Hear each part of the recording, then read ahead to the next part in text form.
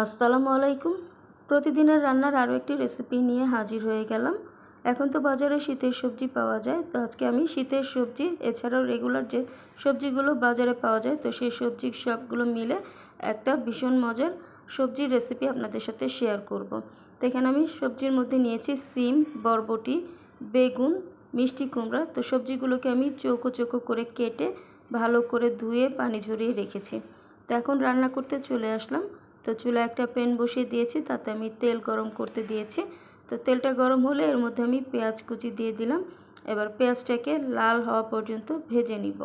তো এই যে পর্যায়ে পেঁয়াজটা কিন্তু লাল করে ভাজা হয়ে গেছে। এখন এর মধ্যে সামান্য পানি অ্যাড করে দিচ্ছি যাতে মশলা পুড়ে না যায়।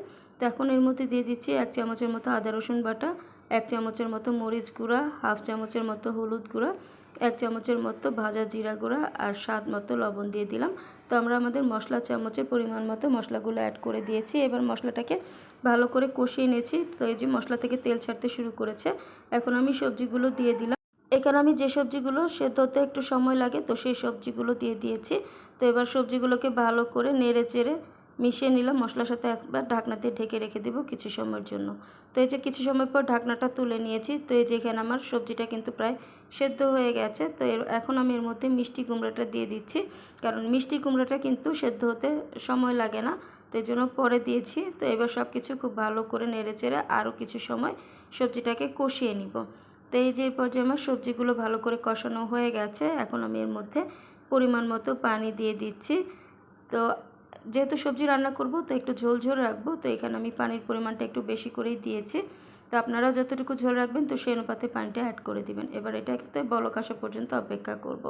তো এই যে এই পর্যায়ে ঝোলটাতে বলক চলে এসেছে আর ঝোলটা কিন্তু বেশ খানিকটা শুকিয়ে এসেছে। তো এই পর্যায়ে আমি দিয়ে দিচ্ছি কাঁচামরিচ ফালি আর দিয়ে দিলাম ধনেপাতা কুচি। আর কাঁচামরিচটা আপনারা যতটুকু ঝাল খাবেন তো সেই অনুপাতে অ্যাড করে দিবেন। এবার সব কিছু খুব ভালো করে আবার একটু নেড়ে চেড়ে মিশিয়ে দিচ্ছি। তো এবার ঝোলটা আরেকটু শুকানো পর্যন্ত সবজিটাকে রান্না করে নিব। তো এই যে এই পর্যায়ে আমার সবজিটার ঝোলটা কিন্তু বেশ খানিকটা শুকিয়ে এসেছে। তো এর থেকে সবজিটা আর বেশি শুকাবো না। এই সবজিটা একটু ঝোল ঝোল খেতেই ভালো লাগে। তো এই পর্যায়ে আমি চুলাটা অফ করে দিচ্ছি। আর এই সবজিটা কিন্তু গরম ভাত, রুটি, পরোটার সাথে খেতে ভীষণ ভালো লাগে। তো আপনারা এই রেসিপিটা অবশ্যই বাসায় একবার তৈরি করবেন। আশা করছি আপনাদের ভালো লাগবে। ভালো লাগলে আপনার ফ্রেন্ডস অ্যান্ড ফ্যামিলির সাথে শেয়ার করবেন।